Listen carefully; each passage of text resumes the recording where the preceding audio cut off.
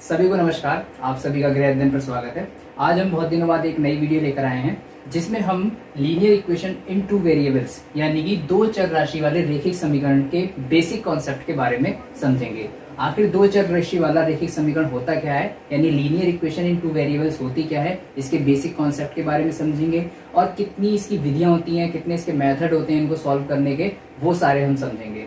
और इनसे संबंधित जितने भी पॉइंट्स हैं, फैक्ट्स हैं, वो सारे आज हम इस वीडियो में क्लियर करेंगे। तो आइए ज्यादा देर न करते हुए हम जल्दी से वीडियो को शुरू करेंगे। लेकिन उससे मैं पहले कहना चाहूंगा कि जो भी इस चैनल पर नए हैं वो चैनल को जरूर सब्सक्राइब करें और वीडियो अगर बाद में पसंद आए तो लाइक करें और शेयर करें। तो आइए जल्दी से शुरू करते हैं।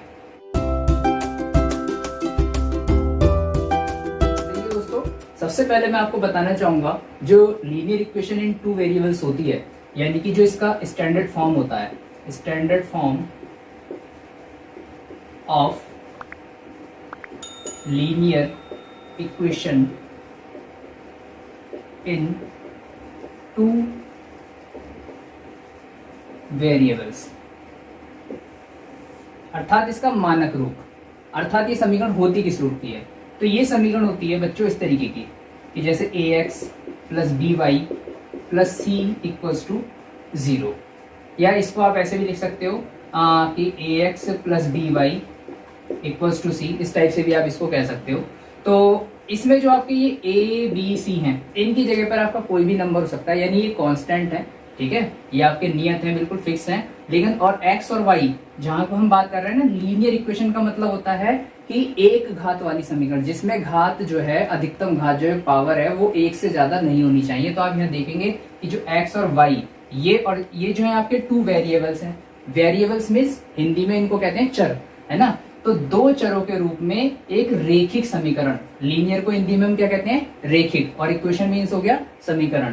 तो ये क्या हो गई, एक रेखिक समीकरण हो गई। रेखिक समीकरण का मतलब हो गया कि इसकी अधिकतम घात क्या है, यहाँ पर x की घात भी 1 है और y की घात भी क्या है, 1 है। अगर कोई समीकरण में x या y की घात 2 आ जाती है, किसी समीकरण की अगर अधिकतम घात मैक्सिमम पावर 2 हो जाती है, फिर वो लीनियर इक्वेशन नहीं होती, फिर वो क्वाड्रेटिक इक्वेशन बन जाती है ना, यानी उसकी वो द्विघात समीकरण बन जाती है। और अगर आपका जो है, अगर घात अधिकतम 3 हो जाए, पावर 3 हो जाए, तो फिर वो त्रिघात समीकरण बन जाती है। इस तरीके से बढ़ती चली जाती है। 4 घात हो जाएगी तो चतुर्घात हो जाएगी। तो ये लीनियर इक्वेशन है, अर्थात रेखिक समीकरण है, क्योंकि इसकी अधिकतम घात 1 है और दो चर में क्या रखा है, तो इसमें कम से कम आपके दो चर जरूर होंगे, x और y। एक चर में भी रेखिक समीकरण हो सकती है, लेकिन वो इस टाइप की होगी, ax plus B equals to 0, यानी उसमें एक ही चर होगा x। जैसे 2x प्लस 3 इक्वल्स टू 0, कोई ऐसी समीकरण लिखनी है, ए की जगह कोई नंबर 2 आ गया, बी की जगह 3 आ गया। लेकिन अगर दो चर में है तो यहाँ ए की जगह मान लीजिए 3 आ गया, x ऐसी रहा, बी की जगह 4 आ गया, 4y आ गया, और यहाँ 6 आ गया।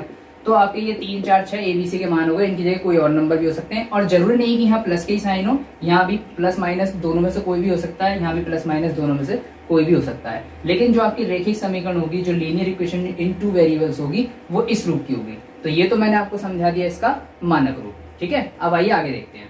अब आइए देखते हैं कि इन जो दो चर राशि वाले रेखिक समीकरण होते हैं, इनको हम आपस में हल कैसे करते हैं, इनकी कितनी विधियां होती हैं, ये सारी चीजें जो हम शुरू करेंगे। सबसे पहले तो मैं आपको बता दूं, जो आप अगर मान लीजिए आपको दो रेखिक समीकरण दिए हुए हैं, यानी कि टू इक्वेशंस दिए हुए हैं इन टू वेरिएबल्स। फॉर एग्जाम्पल, एक समीकरण आपका इस तरीके से a1x plus b1y plus c1 equals to 0 और a2x plus b2y plus c2 equals to 0। ये आपके समझ लीजिए दो इक्वेशन हो गए। अगर आपको इस तरीके से दो समीकरण दिए, मतलब आप a1 b1 c1 के लिए कोई दो संख्या हो सकती है। जैसे कोई ऐसा समीकरण दे दिया 3x plus 4y plus 6 equals to 0, एक दे दिया 2x minus 5y plus 2 equals to 0। ये दो समीकरण हो गए, चिन्ह कोई भी से भी हो सकते हैं। तो ऐसे दो समीकरणों को हल करने की कितनी विधियां होती हैं, ये आज हम सीखेंगे। तो बच्चों, जब आपको दो समीकरणें दी होती हैं, सबसे पहले तो जो समीकरणों को हल करने का जो पहला मेथड होता है वो होता है ग्राफीय विधि, जिसको हम ज्यामितीय विधि भी कह सकते हैं, ज्यामितीय विधि भी कह सकते हैं, या फिर आलेखी विधि भी कह सकते हैं। आलेखीय विधि या आलेखी विधि, कुछ भी कह दीजिए, ये इसके कई नाम होते हैं ना।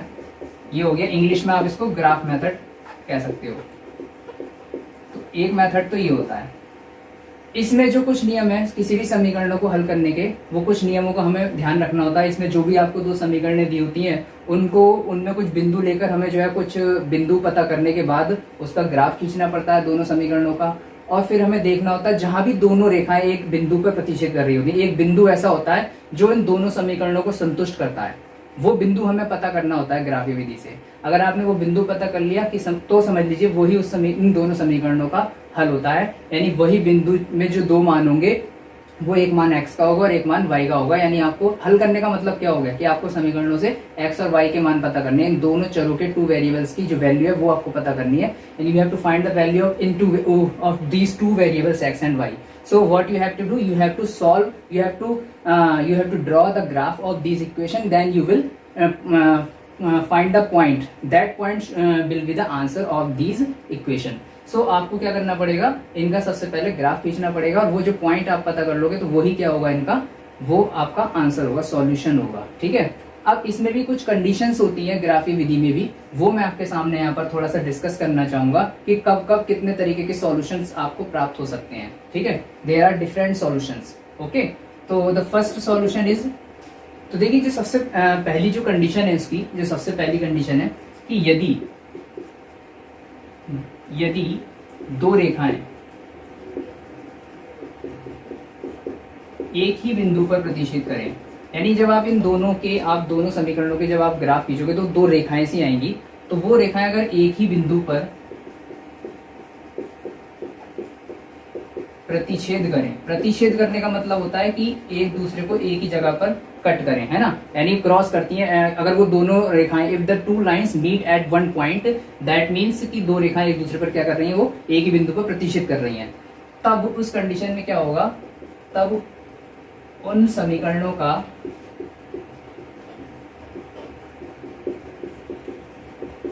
एक अद्वितीय हल होगा। अद्वितीय हल होगा मीन्स का मतलब हो गया, ये कह सकते हो कि if two lines meet at one point then these equation have one unique solution. यानी यूनिक का मतलब केवल एक के अलावा कोई दूसरा उसका सॉल्यूशन नहीं होगा, एक ही हल होगा। एंड द सेकंड कंडीशन क्या है कि यदि रेखाएं एक दूसरे के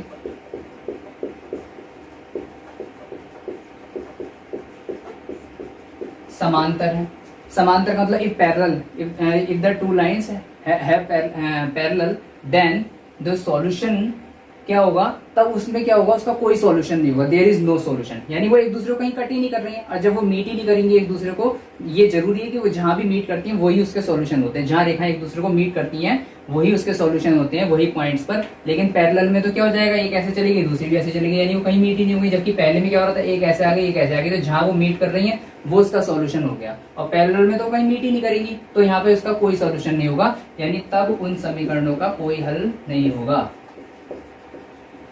तब उन समीकरणों का कोई हल नहीं होगा। And the third condition is, यदि रेखाएं संपाती हो। संपाती का मतलब होता है कि एक रेखा ऐसे जा रही है और दूसरी भी इसी के ऊपर से होकर चली जाए, यानी एक ही जगह से होकर जा रही हो, तो उसको हम कहते हैं संपाती होना। ठीक है, इंग्लिश का भी मुझे इसका नाम ध्यान नहीं आ रहा, तो इसको बोलते हैं संपाती होना। तो अगर रेखाएं संपाती यानी एक ही जगह से होकर जा रही है दोनों, तब उन समीकरणों के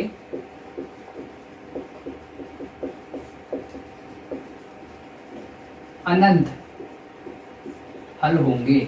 अनंत हल होंगे का मतलब देयर आर मैनी सॉल्यूशंस। ठीक है, अनलिमिटेड, आप उसको गिन ही नहीं सकते, क्योंकि मैंने बताया था जहां रेखा मिलती हैं वो सॉल्यूशन होता है। अब यहाँ तो हर जगह मिली हुई है, पहली भी यहाँ से गई, दूसरी भी इसी के ऊपर से चलेगी, तो हर जगह वो आपस में मिली हुई है ना, तो यहाँ भी सॉल्यूशन यहाँ भी सॉल्यूशन, यानी हर इस रेखा के हर एक बिंदु पर क्या होगा, उनका सॉल्यूशन होगा। तो आप तो ऐसे तो रेखाएं जाने कितनी लंबी जा रही होंगी ये दोनों, है ना, तो आप इनके सॉल्यूशन गिन ही नहीं सकते। तो इस कंडीशन में उन समीकरणों के क्या हो जाएंगे, अनंत हल हो जाएंगे। ये आपको इसलिए बताया गया कि अगर ग्राफ खींचने पर ऐसी कंडीशन आती है तो समझ लो जहां वो काट कर रही होंगी तो उस समीकरण का एक हल हो जाएगा, आप इस बिंदु को पता कर लोगे। और अगर वो ऐसे समांतर चली जाती है तो आप लिख दोगे इस समीकरण का कोई हल नहीं है। और अगर वो दोनों रेखाओं का ग्राफ एक ही जगह पे आ जाता है, पहली का भी है दूसरी का भी है, तो आप उस कंडीशन में लिख दोगे कि इन दोनों समीकरणों के अनंत हल है, यानी देयर आर मैनी सॉल्यूशन। तो इन कंडीशंस के आधार पर जो है ग्राफीय विधि से या ज्यामितीय विधि से जो है हम समीकरणों के हल प्राप्त कर सकते हैं। एंड जो दूसरी विधि होती है वो आपकी बीजगणितीय विधि होती है। बीजगणितीय विधि में भी आपकी कई विधियां हैं। जो दूसरा मेथड है वो आपका क्या है, बीजगणितीय मेथड। अभी आपको जो है ये मैं बेसिक कंसेप्ट बता रहा हूँ, ठीक है ना। अभी हम आगे की वीडियोस में, एक्चुअल में ये 10th क्लास में आपका एनसीईआरटी बुक में चैप्टर नंबर 3 भी है, जिसको हम linear equation in two variables के नाम से जानते हैं। वो चैप्टर की विद एक्सरसाइज में जो है सारी विधियों को आपको समझाऊंगा आगे की वीडियोस में। तो अभी जो है इस वीडियो में सिर्फ आप बेसिक कॉन्सेप्ट सीखने वाले हैं और हर तरीके के एक एक क्वेश्चन जो हम करने वाले हैं। तो आइए देखते हैं बीजगणितीय मेथड, बीजगणितीय विधि या एल्जेब्रिक मेथड जिसको हम इंग्लिश में कह सकते हैं। तो इसके जो होते हैं आपके 3 मेथड होते हैं, ठीक है। इसके 3 मेथड होते हैं। एक तो होता है आपका विलोपन विधि, ठीक है। एक को हम क्या कहते हैं, विलोपन विधि। एंड द सेकंड वाज प्रतिस्थापन विधि। सेकंड इज प्रतिस्थापन विधि या प्रतिस्थापना विधि भी कह देते हैं इसको, सब्स्टिट्यूशन मेथड कहलाता है। और जो थर्ड होता है आपका, ये होती है वज्र गुणनखंड विधि, क्रॉस मल्टीप्लिकेशन मेथड भी कहते हैं इसको, ठीक है। तो इन तीनों विधियों से हम अलग अलग एक्सरसाइज भी करेंगे और इनके क्वेश्चंस भी देखेंगे। विलोपन विधि से 2 समीकरणों को कैसे हल करते हैं, प्रतिस्थापना विधि यानी सब्स्टिट्यूशन मेथड से कैसे करते हैं, और क्रॉस मल्टीप्लिकेशन मेथड से कैसे करते हैं, ये भी हम इस वीडियो में सीखने वाले हैं। तो आइए अब हम विस्तार से हर विधि का एक एक क्वेश्चन करेंगे। तो आइए देखते हैं। तो देखिए, अब इनके मेथड्स को शुरू करने से पहले मैं आपको एक बात और बता देता हूँ जो अभी मैं बताने भूल गया मैं।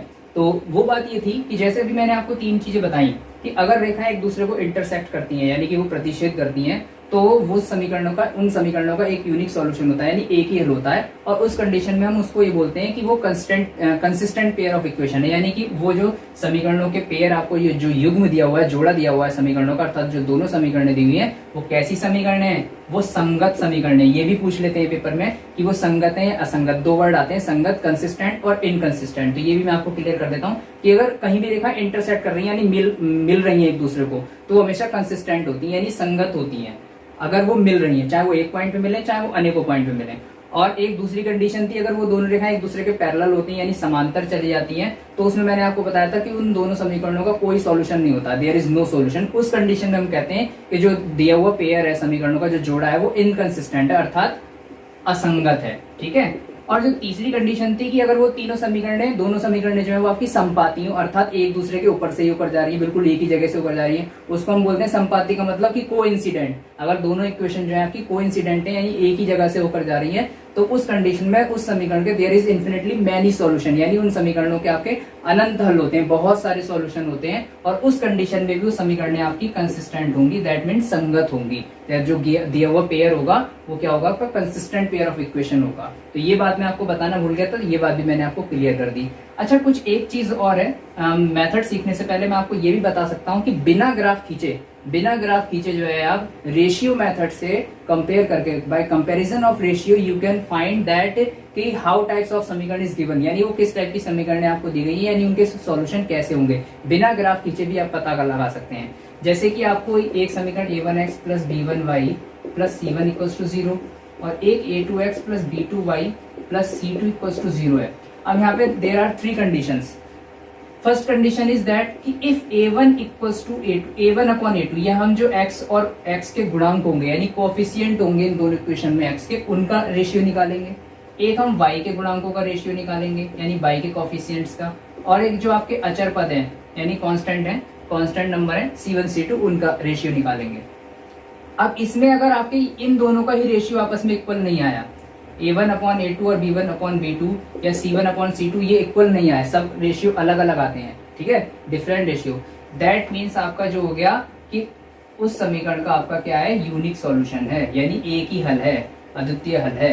और वो आपका कैसा पेयर है, कंसिस्टेंट है ना, कंसिस्टेंट पेयर ऑफ इक्वेशन हो जाएगा। और एक चीज और क्लियर हो जाएगी कि ये जो समीकरण है आपकी क्या हो रही हैं, इंटरसेक्ट कर रही हैं एट वन पॉइंट, कि एक ही बिंदु पर ये एक दूसरे को क्या कर रही होंगी, इंटरसेक्ट। इसी चीज से आपकी 3 बातें क्लियर हो गई। दूसरी and the second condition is that कि if a1 upon a2 equals to b1 upon b2 but not equals to c1 upon c2, कि ये दोनों तो इक्वल हो जाए लेकिन थर्ड वाले के इक्वल ना आए, तो उस कंडीशन में क्या होता है, वो समीकरणें पैरेलल होती हैं। और पैरेलल होती हैं तो इसका मतलब देयर इज नो सॉल्यूशन, ठीक है ना, कि वो कहीं भी नहीं मिल रही है एक भी बिंदु पर, तो उसका नो सॉल्यूशन हो गया। और इस कंडीशन में ये इनकंसिस्टेंट पेयर ऑफ इक्वेशन हो जाएगा, इनकंसिस्टेंट पेयर ऑफ इक्वेशन। इसको आप नोट कर सकते हैं, ये इंपॉर्टेंट बातें हैं समीकरणों को सॉल्व करने के लिए। और थर्ड थिंग इज कि वो लाइनें आपकी कैसी हैं, पैरेलल है ना, पैरेलल, अर्थात वो एक दूसरे को कहीं भी इंटरसेक्ट नहीं करती, कहीं भी कट नहीं करती। और जो थर्ड कंडीशन है कि if a1/a2 equals to b1/b2 आ जाए और ये थर्ड वाला भी इसके इक्वल आ जाए, तीनों ही इक्वल आ जाए, तो उसका मतलब हो जाएगा कि इनफिनिटली मैनी सॉल्यूशन, यानी उस समीकरण के अनंत हल हैं, बहुत सारे हल हैं, ठीक है। और साथ में अब फिर से आप ये कह सकते हो कि ये कंसिस्टेंट पेयर ऑफ इक्वेशन हो जाएगा, consistent pair of equations, okay. And साथ में ये समीकरण आपकी कैसी होंगी, कोइंसिडेंट। कोइंसिडेंट मींस समपाती, एक ही जगह से होकर जा रही हैं दोनों समीकरण। तो इन्हीं रेशियो से आपकी जो है सारी कंडीशन जो है क्लियर हो जाएंगी, यानी आपको जो रेखाओं के बिल्कुल जो क्वालिटीज है, उनके जो प्रॉपर्टीज हैं, गुण, वो आपको सारे क्लियर हो जाएंगे अगर आप ये रेशियोज निकाल लेते हैं। तो ये बहुत इंपॉर्टेंट है, इसको आप स्क्रीनशॉट ले लीजिए वीडियो को पॉज करके। आप जो है कई चीजों में समीकरणों को देखते ही जो है आप इनको फटाफट रेशियो निकाल के पता लगा सकते हैं कि किस टाइप का ग्राफ इनका आने वाला है या किस टाइप की समीकरण है। आपके आंसर भी जो है इसके चेक हो सकते हैं इसको पता लगा के। अब आइए हम सीखेंगे कि किस किस विधि से जो है हम इन समीकरणों को हल कर सकते हैं और कैसे हल करेंगे इन वीडियो के द्वारा। तो आइए देखते हैं। हमने यहाँ पर एक एनसीईआरटी बुक 10th क्लास की मैथ्स की चैप्टर नंबर 3 के पेज नंबर 47 से एक क्वेश्चन लिया है, जिसको आज हम पहले ग्राफीय विधि से जो है हल करेंगे इसको ना, by the method of graph. तो इसमें अगर आपको इस तरीके से मान लीजिए दो समीकरणें दी हुई हैं, x+3y equals to 6 and 2x - 3y equals to 12, और इसको हमें ग्राफीय विधि से सॉल्व करना है। तो हम कैसे सॉल्व करेंगे, इसको हम इक्वेशन 1 मान लेते हैं और इसको इक्वेशन नंबर 2। सबसे पहले जो आपकी फ्रॉम इक्वेशन 1 है उससे हम एक टेबल बनाएंगे। हम इसके ना कुछ पॉइंट्स पता करेंगे, we have to find some points from this equation. इसमें हम इस तरीके से टेबल बना के ऊपर x लिख लेते हैं और नीचे y। अब हम क्योंकि समीकरण नंबर 1 से बना रहे हैं, तो हमें इसमें क्या करना है, अपनी तरफ से x की जगह पे कुछ भी संख्या आप मान लो, कुछ भी जो आपका मन करे, प्लस की, माइनस की, है ना। और कोशिश करा करो कि आप पॉइंटों में ना लो तो आपके लिए अच्छा रहेगा, या डिवाइड फ्रैक्शन में ना लो, सिंपल ना, आपको होल नंबर लेना है कोई भी, यानी 1 2 3 इस टाइप से, या 0 भी आप ले सकते हो। फॉर एग्जाम्पल मैंने अगर x की जगह यहाँ 0 ले लिया, तो जो आप ले रहे हो वो आप यहाँ x के सामने इस टेबल में फिल करोगे, ठीक है ना। अब x की जगह आपने 0 लिया है तो वो 0 आपको इस समीकरण में रखकर देखना है, यानी जैसे आपकी ये समीकरण है x+3y = 6, तो यहाँ x की जगह 0 रखकर देखोगे और यहाँ से फिर आपको y का मान पता करना है। यानी x का मान आपने अपने पास से सपोज करा, वो अपने पास से माना, और y का आप पता करोगे। तो ये तो 0 ही हो गया, इसको तो छोड़ ही दो, 3y = 6 रह गया, 3 को बटे में ले जाओ अपॉन में, तो 3 2 जा 6, यानी 2 बार चला गया। तो y की वैल्यू 2 आई, कब, जब x की क्या थी, 0, यानी जब x की 0 थी तो y की कितनी आई, 2, तो y के सामने आप यहाँ 2 भर दोगे। तो ये पॉइंट पता चल गया आपको 0,2, ठीक है। इसको हम ऐसे लिखते हैं, जब भी हम पॉइंट्स लिखते हैं तो पहले x की वैल्यू फिर कोमा लगा के y की वैल्यू, है ना। जैसे हम कोऑर्डिनेट में करते हैं ना, पॉइंट्स को लोकेट करते हैं, सेम वही काम आपको इसमें करना पड़ेगा। अब फॉर एग्जाम्पल अब x की जगह कोई और दूसरा बिंदु लेकर देख लो, आप इसमें कितने भी ले सकते हो, मैंने तो सिर्फ 2 ही लिए हैं, आप बहुत सारे ले सकते हो। मान लीजिए आपने कोई संख्या ले ली, -2 ले लिया फॉर एग्जाम्पल। अगर x की जगह आप -2 रखते हो, मैंने ऐसे -2 रखा, अगर मैं यहाँ -2 रखूंगा तो देखते हैं क्या होता है। इसी समीकरण में अगर मैं x की जगह -2 रख दूं और +3y ऐसे उतार दूं बराबर 6, तो अब आपको -2 पहले उधर ले जाना पड़ेगा, है ना, y की वैल्यू निकालनी। तो अब ये 6 और 2 8 हो जाएंगे। अब देखो कोई ऐसा पॉइंट नहीं रखना है, जब अब जैसे 3 से 8 कटेगा नहीं, है ना, तो ऐसे पॉइंट रखने से कोई फायदा नहीं है। तो हम -2 ना रखकर कुछ और रखकर देख लेते हैं ना, कुछ और रखकर देख लेते हैं जिससे हमें फायदा हो। -3 रखकर देख लो, अगर -3 में रखता हूँ तो उससे ये फायदा होगा कि ये 3 उधर जाके प्लस का हो जाएगा, और 6 और 3 क्या हो जाएंगे, 9, और अब 3 जब बटे में पहुंचेगा 9 के, तो 3 से 3 9 जो है 3 बार कट जाएगा, तो y की वैल्यू क्या आ गई, 3 आ गई। तो इस तरीके से जो हमें दूसरा पॉइंट हो गया वो -3,3 करके जो है प्राप्त हो गया, ठीक है। अब आइए देखते हैं इसको हम कैसे सॉल्व करेंगे, किस तरीके से जो इन पॉइंट को लोकेट करते हैं। लेकिन हाँ, पहले अभी इसके पॉइंट और पता कर लो, दूसरी समीकरण के, पहले दूसरी समीकरण के पॉइंट और पता कर लेते हैं। आइए देखते हैं। तो देखिए अब इसमें हम क्या करेंगे, दूसरी समीकरण के पॉइंट पता करने के लिए यहाँ फिर से एक टेबल बनाएंगे फ्रॉम इक्वेशन नंबर 2। इसके पॉइंट ऐसा करते हैं, चलो बाद में नोट कर लेंगे, पहले दूसरी समीकरण उतार ले। दूसरी समीकरण आपकी यहाँ दी हुई तो है, इसकी टेबल बना लेते हैं। यहाँ भी मैंने x और y लिख लिया। अब जैसे दूसरी समीकरण है, अगर मान लीजिए मैं इसमें भी x की जगह 0 रखता हूँ, अगर यहाँ मैं 0 रखता हूँ तो देखो 2 इंटू 0 हो जाएगा, 2 के साथ गुणा में आ जाएगा क्योंकि गुणा में x minus 3y equals to 12। ये 2 की 0 से गुणा होकर 0 हो जाएगा, माइनस 3y बराबर 12, माइनस 3 को बटे में ले जाओ 12 के, क्योंकि 0 की तो कोई वैल्यू है नहीं, 3 चौक 12, 4 बार गया और माइनस अलग, तो y की वैल्यू माइनस के 4 आ गई। ठीक है, अब इसी समीकरण में कोई और पॉइंट ले लो, यही वाला ले लो, माइनस 3 रखकर देख लेते हैं। 2x माइनस 3y बराबर 12 में 2 गुणा, अब x की जगह मैंने माइनस 3 रख दिया, समझ लो, माइनस 3y ऐसे आ गया बराबर 12, 2 3 6 माइनस के 6 हो गए, माइनस 3y बराबर 12, माइनस 6 को उधर ले जाएंगे तो काय का हो जाएगा, प्लस का हो गया, तो आपका माइनस 3y बराबर आ गया 12 और 6 18, माइनस का 3 बटे में ले जाओ तो 3 6 18, तो y की वैल्यू आ गई 6 माइनस की, है ना, माइनस चिन्ह, तो माइनस 6 आ गया y का मान। तो इस तरीके से जो है हमने ये पॉइंट पता कर लिए। अब बच्चों आपको क्या करना है, जब आपको पॉइंट पता चल गया, यानी पहली समीकरण के फ्रॉम इक्वेशन 1 जो पॉइंट आए हैं वो आए आपके 0,2 and minus 3,3, and from equation 2 जो पॉइंट आए हैं वो 0,-4। पहले ये कैसे लिख रहे हैं हम पॉइंट, पहले x की वैल्यू फिर y की वैल्यू, है ना, कोमा लगा के, एंड माइनस 3, माइनस के 6। अब इनको हमें ग्राफ पर लोकेट करना है। अगर आपके पास ग्राफ पेपर है तो बहुत ही अच्छी बात है, और नहीं है तो मैं आपको इसको प्लेन पेपर पे सॉल्व करके दिखा देता हूँ। ये आपकी जो हो गई y एक्सिस हो गई, this is the y axis, and ये x एक्सिस हो जाएगी, है ना। इसको मैं हटा ही देता हूँ और बड़ा करके इसको, टेबल को हम हटा देते हैं और बड़ा करके ग्राफ बनाते हैं, और पॉइंट्स को जो है मैंने यहीं नीचे ही रहने देता हूँ, दोबारा से बना देता हूँ इसको, है ना, बड़ा करके।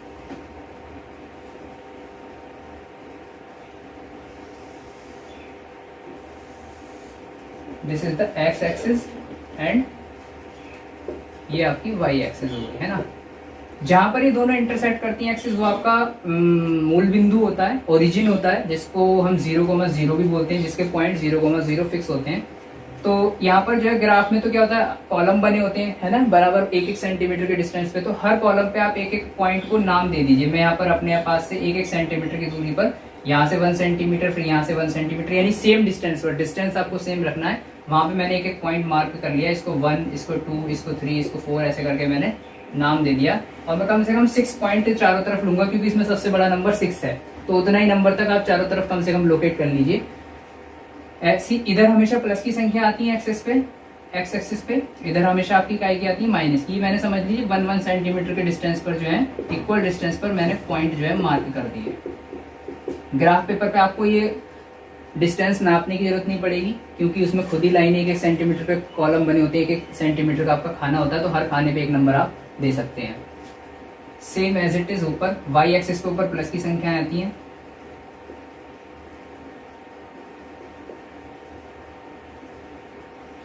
ऐसी y एक्सिस पे नीचे माइनस की आ जाएंगी।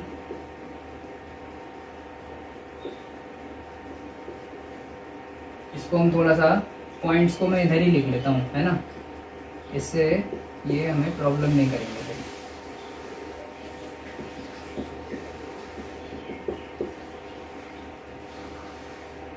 ये मैंने नीचे से हटा दिए बिल्कुल। अब हमें स्पेस ज़्यादा मिल गया, इसको और थोड़ा बड़ा कर लेते हैं। ये आपके हो गया ग्राफ। अब देखिए जो पहला पॉइंट था वो था 0,2, पहले इसको लोकेट करेंगे। 0,2 का मतलब हो गया x की वैल्यू 0 और y की 2। तो x की जो वैल्यू होती है वो हमें x एक्सिस पे देखनी होती है। 0, x का 0 और y का 0 दोनों का यहीं पर ही है, समझ लो, यहाँ पर आपका 0 है, ठीक है ना। तो x की तो 0 है, तो इसका मतलब आपको x एक्सिस पे कहीं चलने की जरूरत ही नहीं है, ना इधर जाना है ना इधर जाना है। लेकिन y की तो है 2, वो भी प्लस की, तो y एक्सिस पे ऊपर चलना पड़ेगा 2 तक। तो यहाँ पर आ गया ये पॉइंट, तो यहाँ पर एक थोड़ा सा डार्क करके मैंने इसको 0,2 लिख दिया। नेक्स्ट है -3,3, यानी x की वैल्यू इस बार -3 है, तो x एक्सिस पे आप -3 तक चलकर आओगे, यहाँ आ गए। और y के लिए +3, तो y के लिए +3, y पे +3 कहाँ है, ऊपर है, तो आपको इसके सामने पहुंचना पड़ेगा, जस्ट इसके ठीक सामने, यानी यहाँ से जो लाइन जा रही होगी ग्राफ पेपर पर, यहाँ से, और जहां दोनों एक दूसरे को मिल रही होंगी वहीं पे आप जो है एक पॉइंट ला के लिख देंगे क्या, -3,3। तो ये जो आपने दोनों पॉइंट थे ये लोकेट कर दिए, कौन सी इक्वेशन के, पहली वाली इक्वेशन के। अब यहाँ पे आप इन दोनों बिंदुओं को मिलाते हुए एक स्केल रखोगे और पेंसिल से जो है एक लाइन ड्रॉ कर दोगे, कुछ इस तरीके से जो है वो लाइन इन दोनों पॉइंट को मिलाती हुई आगे तक चली जाएगी। तो इस तरीके से इनका ग्राफ खींच गया। पहले आप पहली रेखा के दोनों पॉइंट लोकेट करके उसको खींच दें, ऐसा नहीं कि सारे बिंदु पहले लोकेट कर दो फिर खींचो, उससे ये होगा कि आपको ये पता ही नहीं चलेगा कि कौन सा पॉइंट किसका है, किससे किसको मिलाना है। पहले आप पहली दोनों रेखाओं के पॉइंट पता करके उनका ग्राफ खींच दो। अब हम दूसरी के लोकेट करते हैं, 0, -4, तो x की तो 0 हो गई, तो हमें चलना ही नहीं है x एक्सिस पे, और y की -4, तो y के लिए माइनस, अब y पे -4 है तो y एक्सिस पे -4 कहाँ है, नीचे, तो ये हो गया आपका 0, -4। फिर है -3, -6, तो x की वैल्यू -3 के लिए आपको -1, -2, -3 x एक्सिस पे आ गया, और -6 के लिए नीचे आना पड़ेगा क्योंकि y एक्सिस पे आपको देखना है -6 नीचे है, तो इसके ठीक सामने आपको यहाँ पर आना पड़ेगा। ये मान लीजिए हमने यहाँ पर आ गया, इसके ठीक सामने और इसके ठीक सामने, जहाँ पर इन दोनों से चलने वाली लाइनें एक दूसरे को मिल रही होंगी। तो ये लाइन आपकी यहाँ, ये पॉइंट यहाँ आया और ये पॉइंट यहाँ आया। अब इन दोनों को मिलाते हुए आप लाइन खींच दीजिए with the help of scale. मेरे पास तो स्केल नहीं है, मेरी थोड़ी बहुत टेढ़ी आ सकती है, और इसी चीज में मैंने इसको आगे बढ़ा दिया।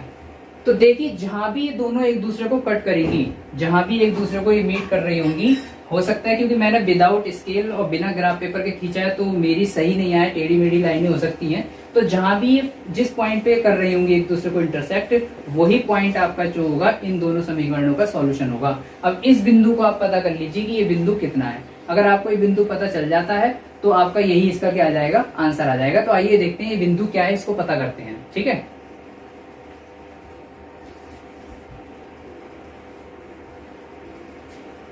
तो देखिए, लेकिन पता करने से पहले मैं आपको बता देता हूं, क्योंकि मैंने ग्राफ मिला के नहीं खींचा है ना स्केल से या ग्राफ पेपर पे। तो वैसे जब आप देखेंगे इसका बुक में पेज नंबर 47 पे अगर आप सॉल्यूशन देखेंगे, अगर आप सही से नाप कर बनाएंगे ग्राफ पेपर पे, तो ये एक्चुअल में लाइनें यहाँ पर आके मिलनी है इस पॉइंट पर, और मेरी देखो पहले मिल गई और थोड़ी सी नीचे मिल गई ना। तो क्योंकि मैंने इसमें ना तो स्केल की हेल्प ली है और ना ही इसी ग्राफ पेपर का यूज किया है। अगर आप ग्राफ पेपर पे with the help of scale करेंगे तो ये जो लाइनें आपकी जो कुछ जाने वाली है कुछ इस तरीके से जाएगी। ये लाइन आपकी जो है इस पॉइंट पे आके जाएगी, और ये वाली जो लाइन है आपकी कहाँ जाएगी, इस पॉइंट पे आके जाएगी, यहाँ एक दूसरे को इंटरसेक्ट करेंगे। अब आप इन लाइनों को देखिए, अगर ये यहाँ पर इंटरसेक्ट करती है सच में, जब आप नाप कर इसको बनाएंगे, क्योंकि मैंने अभी बिना नापे बना दिया, तो इस पॉइंट पे इंटरसेक्ट करेंगे, तो इस पॉइंट को आपको पता करना है।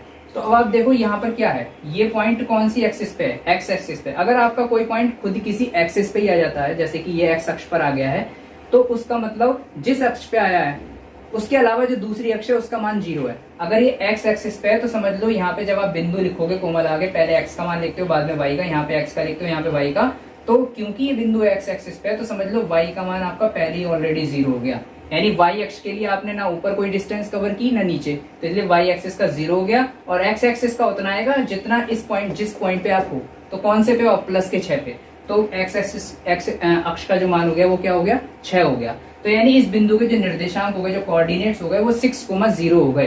तो यही, और इसमें पहला मान x का होता है, दूसरा मान y का। दैट मीन्स आपको इन समीकरणों को ग्राफी विधि से आपने हल किया, तो इसमें x का मान क्या आ गया, 6 आ गया, और y का मान क्या आ गया, 0। यही इसका यूनिक सॉल्यूशन हो गया, यानी एकमात्र अद्वितीय हल। आपको इसको किसी भी विधि से हल करो आगे, और आप बहुत सारे मेथड आप सीखोगे। एल्जेब्रिक मेथड में भी एलिमिनेशन मेथड यानी विलोपन विधि, या फिर सब्स्टिट्यूशन मेथड यानी प्रतिस्थापना विधि, या क्रॉस मल्टीप्लिकेशन मेथड यानी वज्र गुणनखंड विधि, उनमें से किसी से भी आप सॉल्व करो, किसी मेथड से हल करोगे आप इनको, तो आपके आंसर हमेशा यही प्राप्त होंगे। एक्स का मान हमेशा 6 आएगा, वाई का 0। अगर आप चेक भी करना चाहते हो कि ये आंसर सही है, यानी ये मैंने बताया ना कि जो भी बिंदु होता है वो उस समीकरण को सेटिस्फाई करता है, संतुष्ट करता है।